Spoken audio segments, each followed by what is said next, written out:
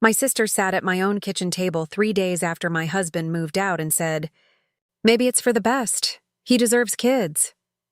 She didn't know I'd already requested the access log from my clinic's patient portal, the one that records every device.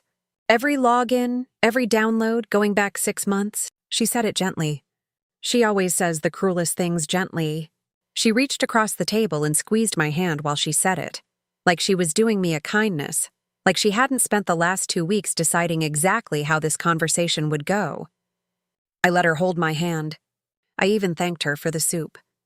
And the whole time, in the back pocket of my robe, my phone had a notification sitting unread, a confirmation email from Meridian Fertility Center's compliance department, acknowledging receipt of my accounting of disclosures request. I didn't tell her that, not yet. I've spent 11 years reading access logs for a living, and if there's one thing that job has taught me, it's that you never show someone the evidence before you know exactly what it says. That kitchen table is where this story ends too. But we're not there yet.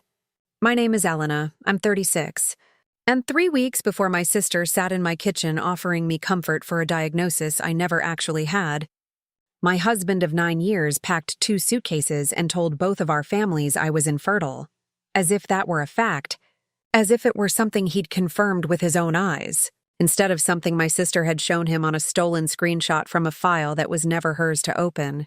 Growing up, my sister Vanessa got the trophies. I got told to be the mature one. That's not a complaint. It's just the shape our family took. And shapes like that don't disappear just because you grow up and move out and start paying your own bills. Vanessa was the one who cried at the right moments, who remembered our mother's allergies, who somehow always ended up standing next to our father in the family photos. I was the one who got asked to drive 4 hours on a Tuesday because Vanessa was going through something. I remember one Christmas, back when I was 19 and Vanessa was 17, when she backed our father's car into a mailbox 2 blocks from a party she wasn't supposed to be at. I was the one who picked her up, said nothing to our parents, and paid for the mailbox out of my first paycheck from the diner where I worked weekends. 6 months later, when I missed curfew by 20 minutes coming home from a study group, I lost my car privileges for a month. Nobody in my family ever connected those 2 events out loud. I connected them privately, the way you file something away for later without knowing yet what later will actually cost you. By the time we were adults, the pattern didn't need enforcing anymore. It ran on its own. Vanessa called our parents every Sunday and got praised for being thoughtful. I paid half of our mother's dental bill the year she lost her job, and nobody mentioned it again after the check cleared. When I got married, Vanessa gave a toast that somehow spent more time talking about her own dating life than about Daniel and me, and everyone laughed like that was simply who she was, a fact of nature rather than a choice. When Vanessa got engaged 2 years later and then quietly called it off 8 months after that, our whole family rearranged an entire holiday around making sure she never had to explain herself to anyone. I didn't resent her for needing that. I resented that the same softness never once got extended to me, not because I didn't need it, but because I'd never been given permission to ask. We both knew the roles. We'd been playing them since before either of us could vote, and I'd made peace with it the way you make peace with weather, not because it's fair, but because arguing with it has never once changed the forecast. I didn't know yet that this particular weather pattern was capable of walking into my medical file. I want to be honest about something, because this isn't a story about a saint and a monster. I loved my sister. I still do. Somewhere underneath everything that happened. That's part of what made this so hard to see coming. You don't expect the person who taught you to ride a bike to be the person who ends your marriage. 3 weeks before the kitchen table, Daniel sat across from me at our own dinner table, different night, same house, and told me he needed space. It was a Tuesday. I remember because I'd made the pasta he liked, the one with too much garlic, and the smell of it was still in the kitchen when everything changed shape. He wouldn't look at me while he said it. He kept turning his water glass in a slow circle, watching the condensation streak down the side, like he was trying to find a way to say something he'd already decided somewhere else, in some other room, without me. "I know," he said. "About the infertility. I know you didn't want to tell me. I remember putting my fork down very carefully, the way you set something down when your hands have started to shake and you don't want anyone to notice. Tell you what exactly?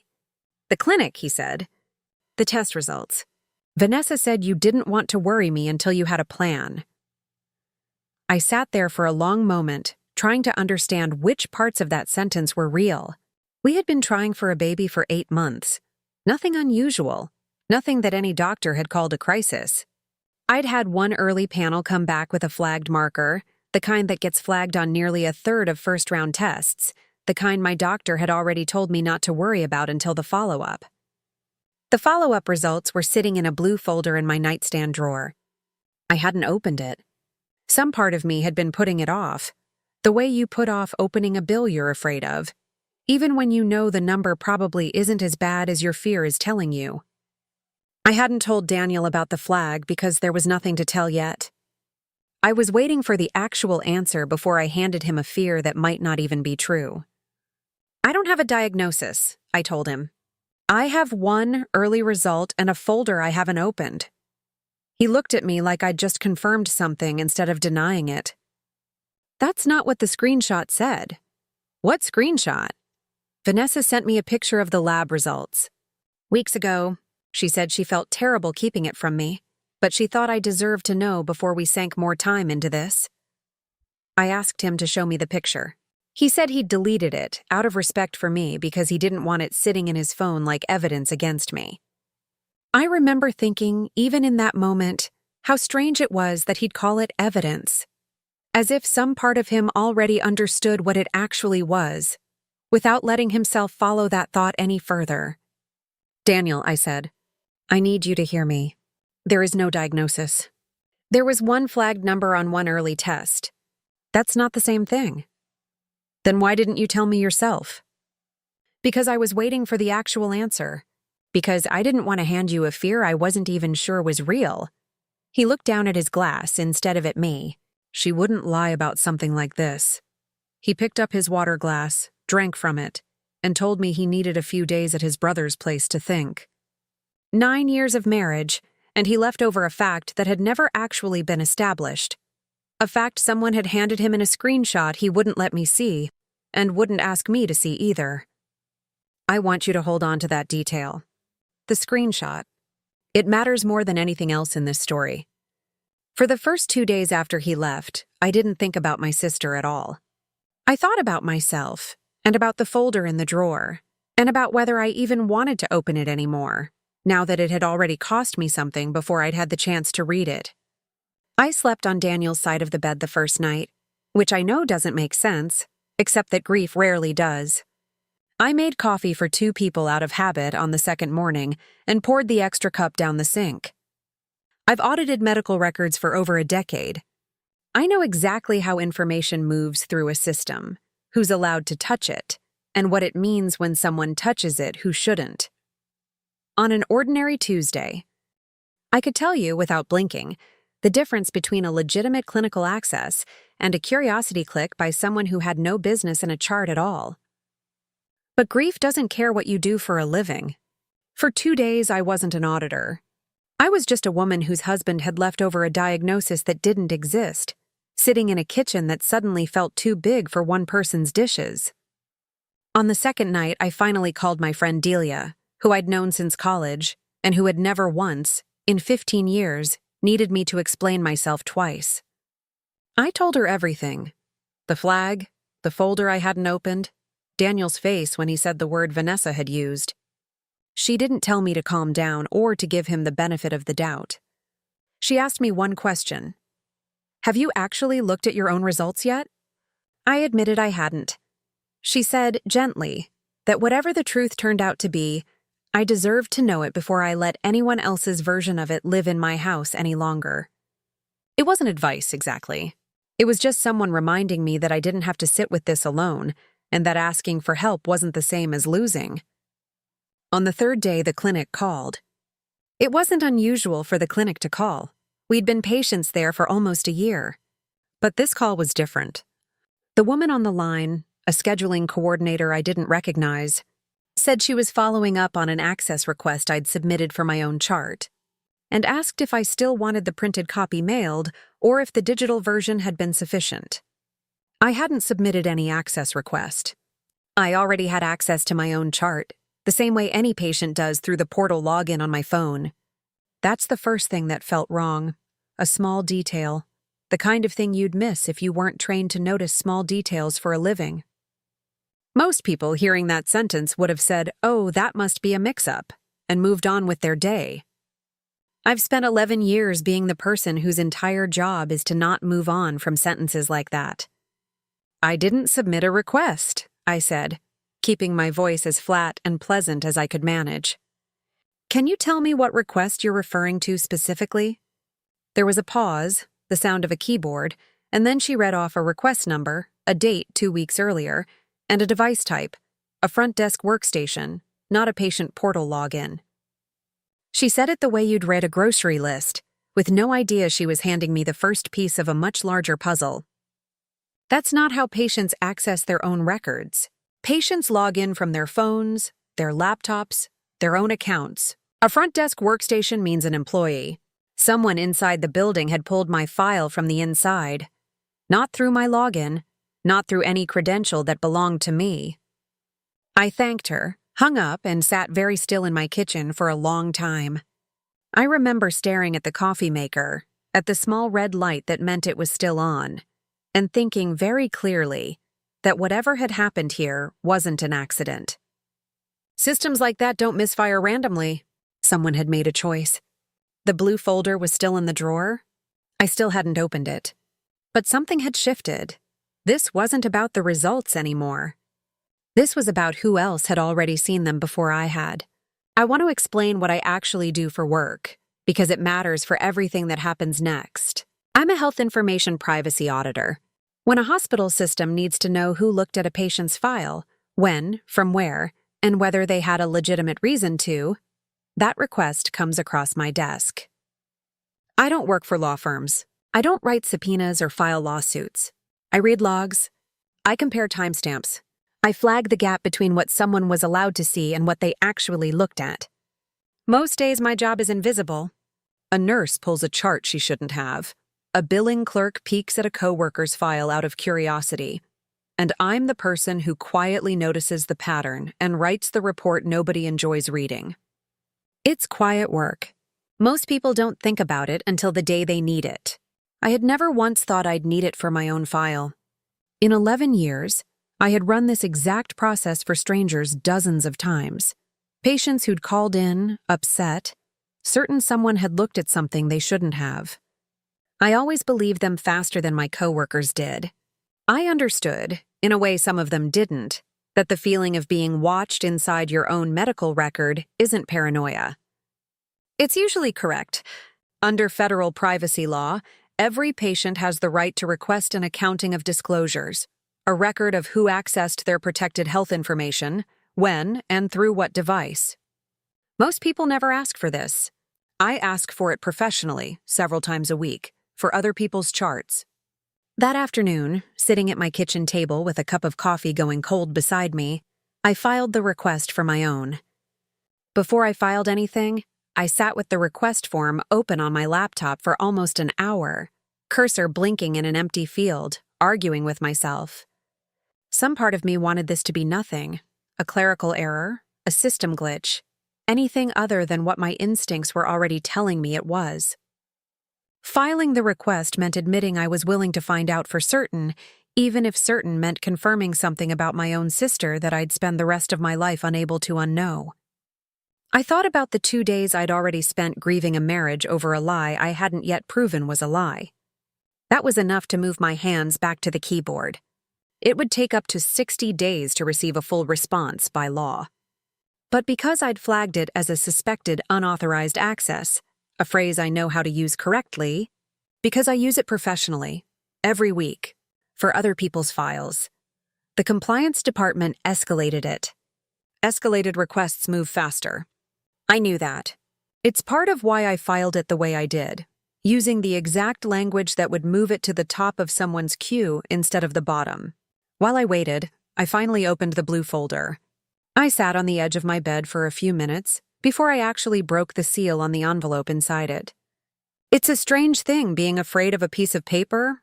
I've told other people professionally that information itself can't hurt you, only what people do with it.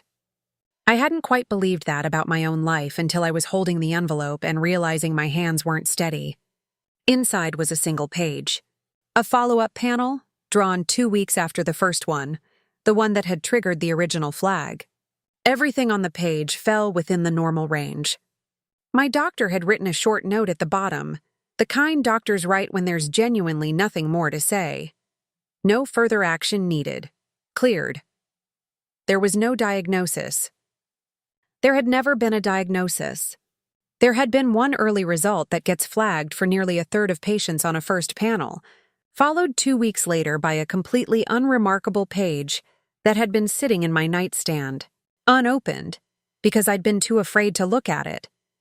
And somehow, someone else had looked at it, or looked at the version before it, before I ever had the chance. I sat on my bedroom floor with that page in my lap for a long time. I thought about the version of the last 3 weeks where I'd opened this folder the day it arrived, where there was no gap for anyone else to fill with their own version of my life. I couldn't change that now. All I could do was find out who had walked into that gap and why. Vanessa called me that evening. She didn't mention the clinic. She didn't mention Daniel. She asked how I was holding up, in the voice she uses when she already knows the answer and wants credit for asking anyway. I told her I was managing. She said she'd come by this weekend with soup because I shouldn't be alone right now. I let her come. I want to pause here because I know some of you are already ahead of me, and some of you are still hoping I'm wrong about my own sister. I hoped that too, for longer than I probably should have. Hope is a strange thing. It survives on almost nothing, and it doesn't care how much evidence is stacking up against it. I kept building small, gentle excuses in my head. Maybe the temp coverage was pure coincidence. Maybe Vanessa really had heard something secondhand, from a friend of a friend, and was only repeating what she'd been told. I've caught myself doing this before, professionally, with other people's cases, the instinct to build the antagonist a softer story than the evidence actually supports, because the softer story is easier to live inside. It took me longer than it should have to admit that I was doing it about my own life. I texted an old coworker of mine that night. Priya used to work the front desk at Meridian before she transferred to billing 2 years ago, and we'd stayed close enough that a random text from me wouldn't seem strange. I asked her casually whether Vanessa had ever picked up shifts there. I already half knew the answer, Vanessa had mentioned. Months earlier, at some family dinner I'd mostly tuned out of. Doing temp coverage for a friend at a medical office, though she'd never said which one, and I'd never thought to ask. Priya's answer came back within the hour, longer than I expected. Yes. Vanessa had covered front desk shifts on and off for about 6 weeks, filling in for a coordinator on leave. Priya added, almost as an afterthought, that she remembered Vanessa mentioning me by name to a couple of the other staff, saying something about how she just wanted to keep an eye on her sister's file, since Elena never tells anyone anything. At the time, Priya said it had sounded like ordinary sisterly worry. She hadn't thought twice about it. I asked for the exact weeks. The dates lined up almost exactly with the request I'd gotten confirmation of, 2 weeks before Daniel packed his first bag. That's the moment the shape of the whole thing became visible to me. Not proven yet, but visible. Vanessa came by that Saturday with a paper bag of takeout soup and a candle that smelled like lavender. For the stress. She sat at my kitchen table, in the chair she always sits in, and she talked about Daniel with a softness that would have broken my heart a week earlier. She said he seemed to be doing okay, staying at his brother's, taking it one day at a time. She unpacked the soup like she was setting a table for a much smaller kind of grief than the one actually sitting in the room. She asked if I'd eaten. She asked if I was sleeping. She reached over at one point and tucked a piece of hair behind my ear, the way she used to when we were kids and I'd scraped a knee, and for one unguarded second I let myself lean into it. The old habit of trusting her hands more than I trusted my own read of the situation. I asked how she knew that. "We've been texting," she said, like it was nothing. "Somebody has to check on him too, Elena. He's still family." I remember how still the kitchen got. Not dramatic, just quiet. The particular quiet of a room where one person has just confirmed something the other person had only suspected. She kept talking about how hard this must be, about how she hoped I wasn't blaming myself, about how maybe it's for the best, he deserves kids, and how she just wanted both of us to be happy, eventually, even if that meant apart. I didn't argue with her. I didn't cry. I thanked her for the soup. I want to be honest about why I stayed quiet that day, because I think it matters. It wasn't weakness. I've built a career on the principle that you don't confront anyone with a partial answer.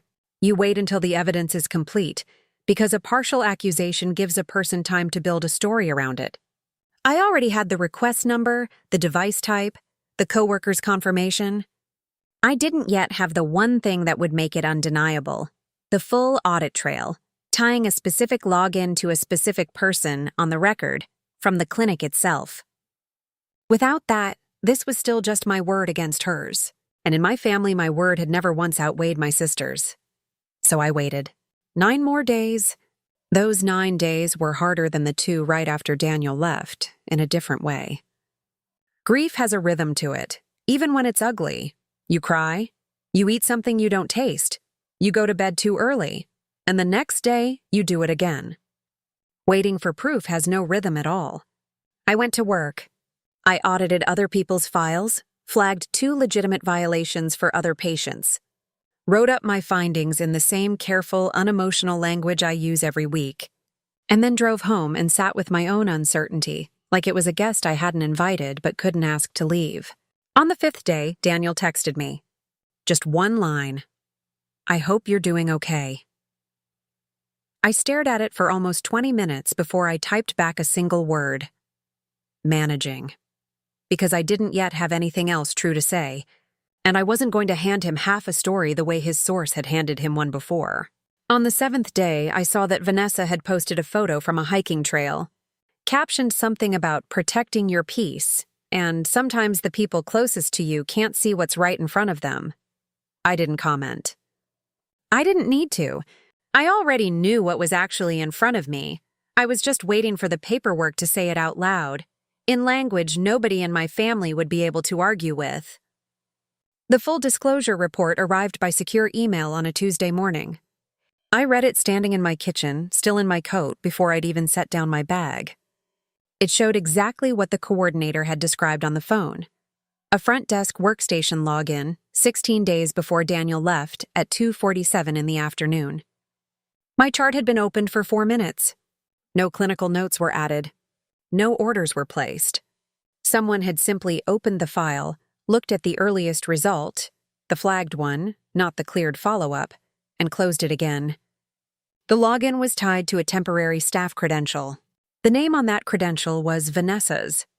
I sat down at my kitchen table, the same table, and I read it 3 times. Not because I doubted it, because some part of me needed to make sure I wasn't building a conclusion out of hope for one, the same way I'd once hoped I was wrong about the whole thing entirely. The credential field listed a staff ID number, not a name. But the ID matched exactly what Priya had described weeks earlier.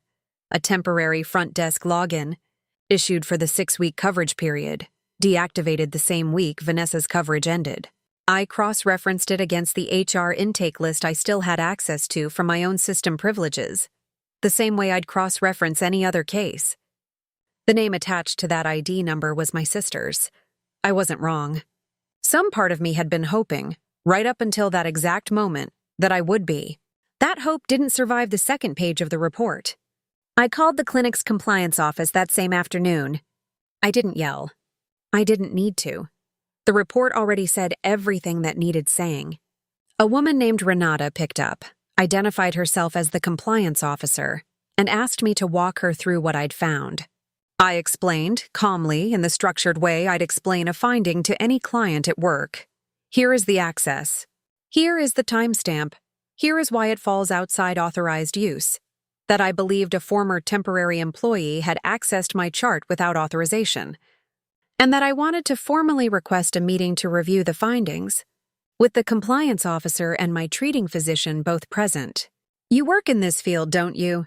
Renata said about halfway through. It wasn't really a question. "You're reading this exactly the way I would." I told her I did. She said that made her job easier, and that she'd have Dr. Alvarez pulled in for the same meeting. Since the clinical question, whether there had ever actually been a diagnosis, needed to be answered by the person who'd actually treated me. I gave them Vanessa's name. I gave them the date. I gave them the login timestamp. They scheduled the meeting for the following Thursday at 10 in the morning. I spent that week the way I spend the week before any audit review that matters, organizing, not stewing. I printed the disclosure report and highlighted the timestamp. I printed the follow-up lab result and clipped it to the front of the same folder. I wrote out in plain language exactly what I wanted to say if the room went quiet and I needed somewhere to start. I've learned, over 11 years of delivering hard findings to people who don't want to hear them, that calm isn't something you feel in the moment. It's something you build in advance, so it's still there when the moment tries to take it from you. I called Daniel that night. Not to fight. I asked him to come to the clinic on Thursday. Told him only that there were things about my file he needed to see directly from the people who kept it. Not from me, and not from anyone else. He was quiet for a long moment. Then he said, "Okay." I didn't call Vanessa. I never told her about the meeting at all. Thursday morning, I arrived early, the way I always do before anything important. The meeting room was small.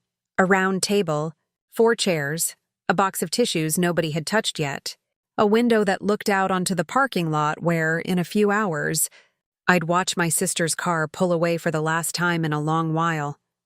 Dr. Alvarez, my treating physician, was already there, along with Renata, the clinic's compliance officer, a folder of her own sitting closed on the table between us. I set my own folder down carefully, corners aligned, the way I set down every folder I've ever brought into a hard conversation.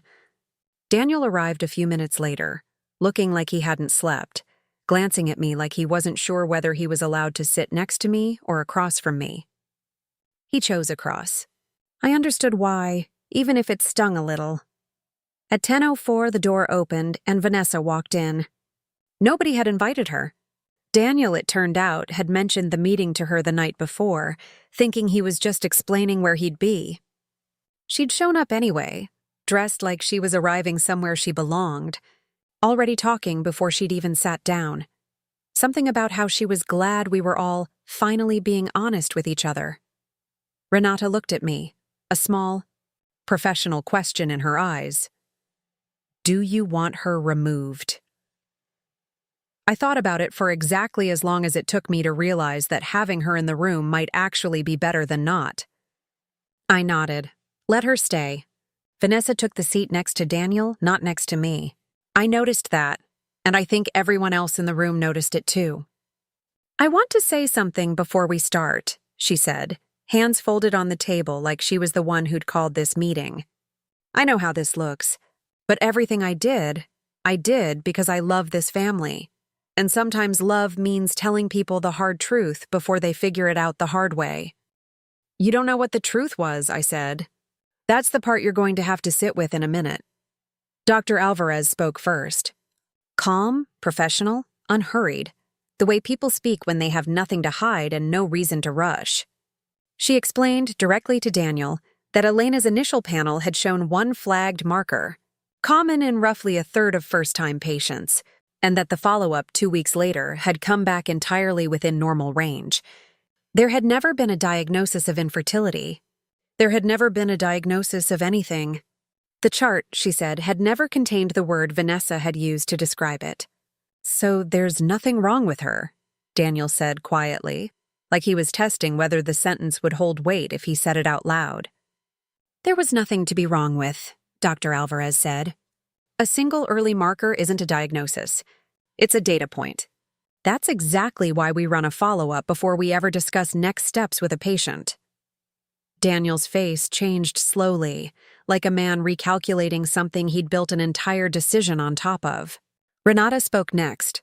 She confirmed, on the record, that the clinic's own access log showed a front desk staff credential, issued to Vanessa during a 6-week temporary coverage period, opening Elena's chart for 4 minutes, 16 days before Daniel moved out. No clinical reason. No assigned task. Just the file, opened and closed. She slid a printed copy of the log across the table, the timestamp circled in the same red ink she probably used on every report like it.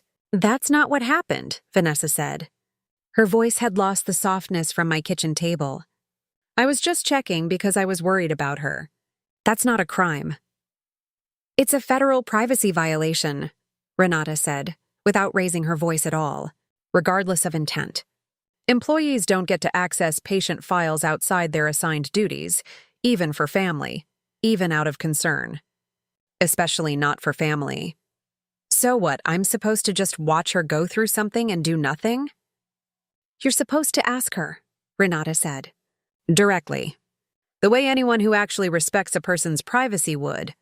Vanessa looked at Daniel like she expected him to defend her. He didn't. He was looking at the folder on the table, and then at me, and something in his face had gone very quiet. "You told him I couldn't have kids," I said. It was the first full sentence I'd spoken since sitting down. "You saw one flagged result on a panel that clears itself 2/3 of the time, and you decided that was close enough to a diagnosis to hand him. You didn't check the follow-up. You didn't ask me. You just decided it was true enough to use." "I was trying to help him see it sooner," Vanessa said. "You were never going to tell him yourself. You never tell anyone anything until it's already too late to matter." I didn't raise my voice either. I'd had 11 years of practice keeping my voice level in rooms where the numbers on a page mattered more than anyone's temper. "You didn't protect me. You used my file to end my marriage because it made you the one who finally got to be right about something. You don't get to write my medical history to make yourself feel needed. Not anymore." Vanessa's eyes went bright and angry. "You're really going to sit there and act like I ruined your marriage? He left because he wanted a family, Elena. Maybe if you'd just told him the truth yourself instead of sitting on it for weeks, none of this would have happened." "There was no truth to sit on," I said. "That's the part you still haven't said out loud. You didn't tell him something I was hiding. You told him something that wasn't true, because the version where I might be fine didn't give you anything to do. I was trying to help. You weren't helping me. You were helping yourself feel like the daughter who finally noticed something before anyone else did. That's not the same thing, and I think you've known that since the day you opened my file." She didn't have an answer for that. For the first time since she'd walked into that room, she didn't have anything at all. The room stayed quiet for a moment after that. Renata closed her folder. Not dramatically, just the small, final motion of someone whose part in this conversation was finished. "I'll be filing a formal incident report," she said. "Given the nature of the access, we'll also be notifying Vanessa's current employer, per our reporting obligations for credential misuse from a former staff account." Vanessa stood up so fast her chair scraped against the floor. She said something about how none of us understood what she'd been trying to do, how she'd only ever wanted her family to be happy, how this wasn't fair. Nobody in that room argued with her. Nobody needed to. The log had already said everything that mattered. She left before the meeting was fully over. She stood, said something about how none of us understood what she'd been trying to do, and walked out without looking at either Daniel or me. The door didn't slam. It just clicked shut, which somehow felt worse, like even her exit didn't want to give me the satisfaction of a scene. Renata gathered her papers, told me she'd follow up in writing within the week, and gave my hand a brief, professional squeeze on her way out. The kind of gesture that says, "I've seen worse, and you're going to be fine," without needing to say any of those words out loud. Dr. Alvarez lingered a moment longer, telling me gently that I could schedule a follow-up whenever I was ready, with no pressure attached to any part of it, and that my chart was and would remain exactly as unremarkable as it should have been all along. That left Daniel and me, alone in a small clinic office that smelled faintly of hand sanitizer and printer toner, both of us sitting with the wreckage of a decision he'd made on bad information. He asked quietly if he could see the follow-up page. I gave it to him. The same page I'd been too afraid to open 2 weeks earlier. The page that had been sitting in a drawer while my marriage ended over its absence. He read it twice. Then he set it down and said my name, and nothing else for a long moment. The way you say someone's name when you don't yet know what should come after it. "I should have asked you directly," he finally said, "instead of believing a screenshot." I told him I agreed. I didn't tell him it was fine, because it wasn't. Not yet, and maybe not ever in the way it had been before. But I told him I appreciated him saying it out loud, in that room, in front of the people whose job it was to know the truth of my own chart better than either of us had trusted ourselves to know it. The days after that meeting moved in waves, the way these things always do. The first wave came within hours. Vanessa called our parents before I'd even left the clinic parking lot, trying to get ahead of the story, framing herself as someone who'd made an innocent mistake out of love. She told our mother she'd been trying to protect the family from an awkward situation, and that Renata had blown a small misunderstanding way out of proportion. It didn't hold, mostly because our mother, for once, didn't take the story at face value. She called me that night, quiet in a way she rarely is, and asked me to tell her exactly what had happened, in order, the way I would explain it to compliance. I did. The flagged marker, the follow-up, the login, the timestamp, the 4 minutes. She didn't interrupt once. At the end, she was quiet for a long moment, and then she said, "That's not an awkward situation. That's her reading your private file and lying to your husband." It was the first time in years I'd heard my mother describe anything Vanessa did in those exact words. Somewhere between the first wave and the second, our extended family group chat lit up. The one with aunts, cousins, and an uncle who mostly just sends holiday memes. Vanessa had posted a long message there before I'd even gotten home from the clinic, describing the meeting as a misunderstanding and asking everyone to please not jump to conclusions about someone who has always shown up for this family. I didn't respond in the chat. I didn't need to. My cousin Marisol, who had sat quietly through more family dynamics than she probably wanted to over the years, simply replied with one line, "Elena, are you okay?" It wasn't a defense of me. It wasn't an accusation against Vanessa. It was just someone finally asking the person at the center of the story how she was doing, instead of asking how the story made everyone else feel. 2 other cousins reacted to Marisol's message instead of Vanessa's. That was the first sign the family's usual gravity had started to shift. The second wave came 2 days later, when Vanessa's employer, a different clinic across town, where she'd moved on to a permanent front desk role after her temporary coverage at Meridian ended, placed her on unpaid leave pending their own review, after Meridian's compliance office followed through on their notification obligations. It wasn't a punishment I asked for, and I want to be honest that I felt almost nothing when I heard about it. No triumph, no satisfaction, just a kind of tired recognition that consequences were finally landing where they'd always belonged. It was simply what happens, procedurally, when a healthcare worker misuses patient access, regardless of which building it happened in. Consequences like that don't require anyone's permission.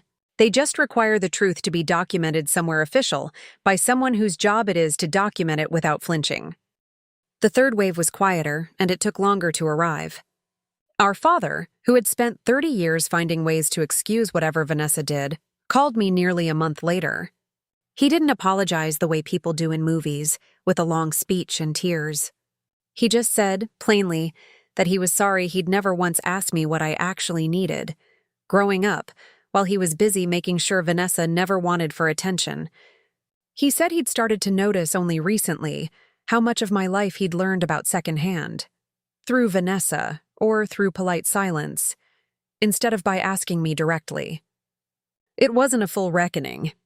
It was one sentence, offered plainly, over a phone line that went quiet for a while after he said it.